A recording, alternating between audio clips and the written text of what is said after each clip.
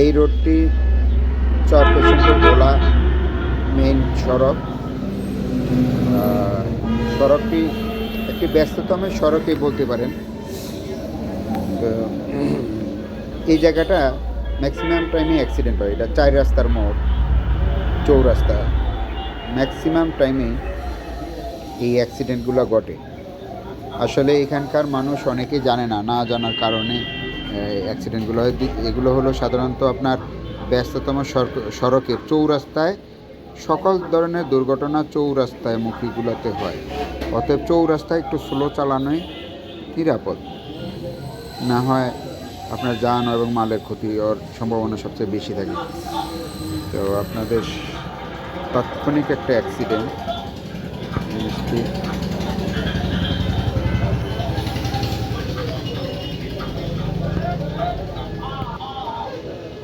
10 second আগায় দিলাম।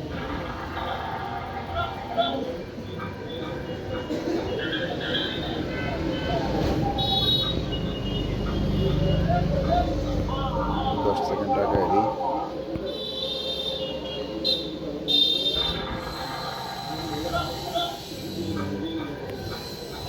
আর একটু সামনে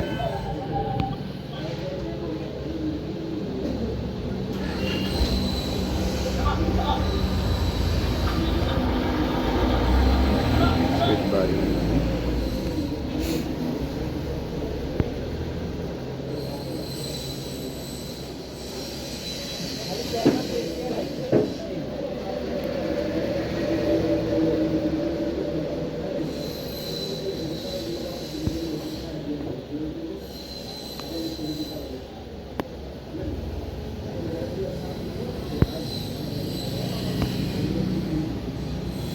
ঘটনাটি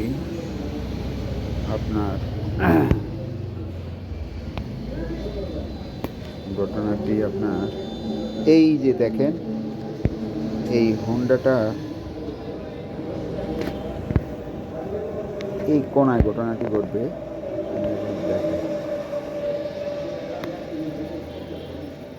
এই যে দেখেন কি ভয়ঙ্কর একটা অ্যাক্সিডেন্ট হয়। তাৎক্ষণিক এই ছেলেটাকে, এর হাতে দা দেখতেছি, এই ছেলেটার হাতে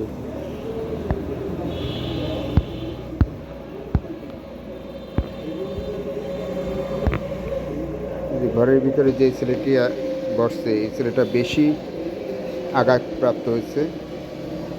খুবই ওর অবস্থা একটু খারাপ ছিল বেশি। তো আমি দ্রুত অপেক্ষা না করে এদেরকে সদর হাসপাতালে পাঠিয়ে দিই।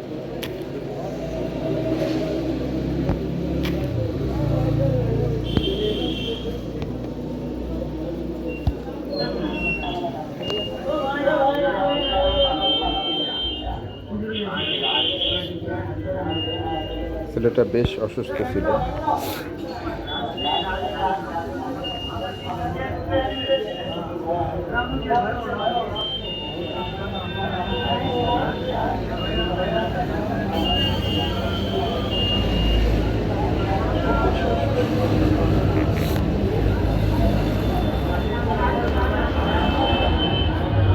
সকলে ভালো থাকবেন, সুস্থ থাকবেন এবং খুব সাবধানে বাইক রাইড করবেন, বাইক চালাবেন খুব সাবধানে।